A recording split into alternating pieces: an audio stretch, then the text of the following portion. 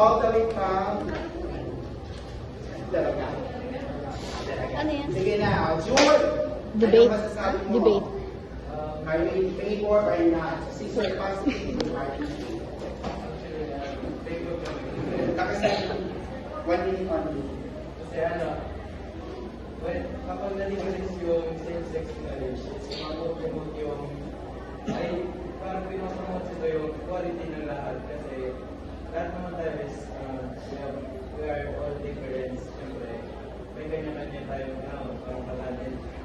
Yung karapatan na yun is dapat hindi yun mapaliwala. Kaya, kami, in favor kami sa same-sex marriage. Meron ka pa kayong oras para magsalita. You still have 26 seconds left. Sige, okay. Anong masasabi mo po sa sinabi mo? Sabi nga equality. We're here in our country according to the Philippine Institution. The sovereignty equal to love, something like that.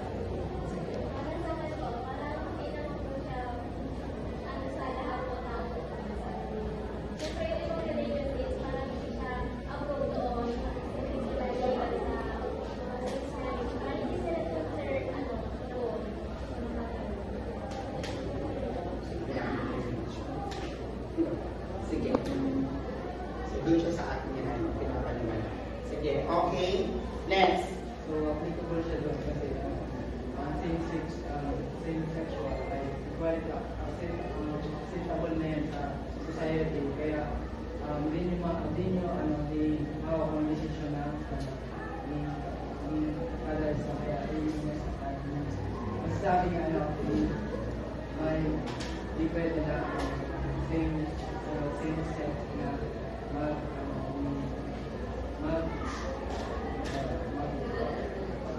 magpapatupad sa society.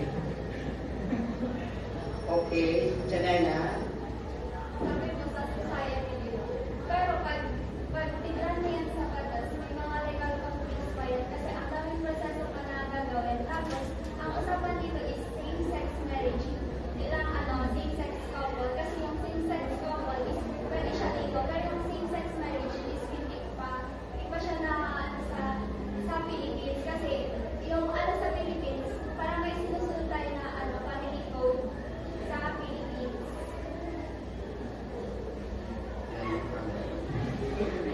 Like, yung sa family code kasi is yung nanay at tatay lang.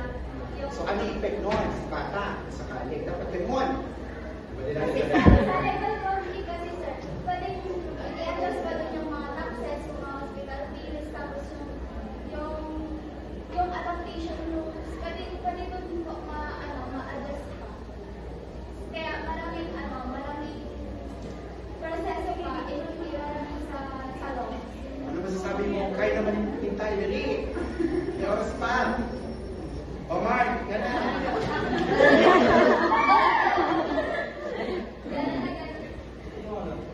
Positive din kasi about sa legal politics. Sa kanila kung Sa'yo naman yun na sila kalaban. hindi naman natin na hindi naman gawin natin na same marriage. Kasi kung ano naman yung kapira, is choice na naman natin yun na magustuhan natin yung kunwari, magustuhan ko itong same or lalaki.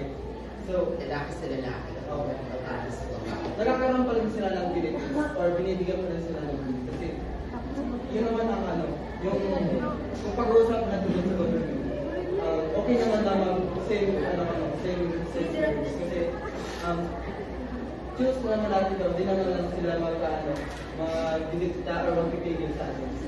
Kasi choose mo nga naman ang tao.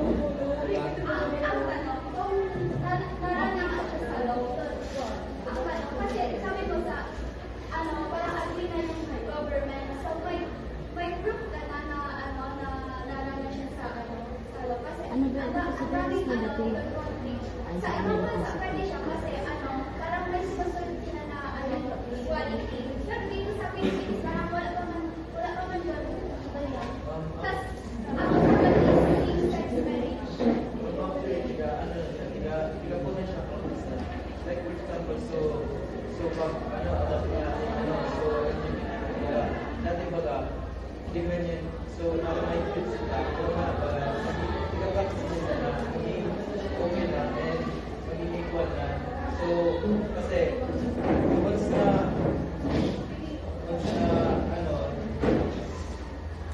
so parang once na sila napapaliwala, so, mga rights mo, mga LGBTQ, kaya, so, parang nanakawin siya tiga po na practice, tiga itirito siya para makumbinsi sa mga tao na mag-agree sa same-sex marriage. Ano masasabi mo?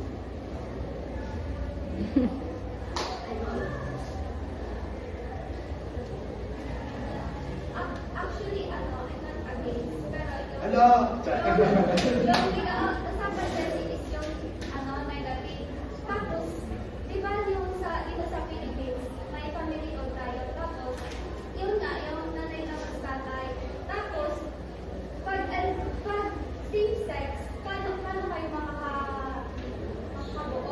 So, syempre, mag-a-adapt kayo or kaya yung tinatawag na IDT or yung sa sperm, about sa sperm na pero kung minimum pa yung mo, yung sahod na, paano mo yun magagawa? Actually, kami, para sa negative ba talaga ako.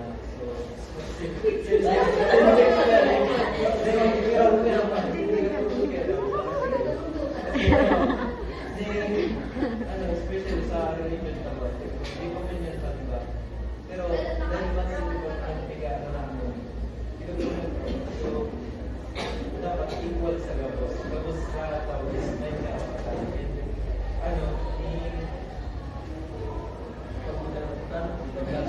Sino nakaka-memorize?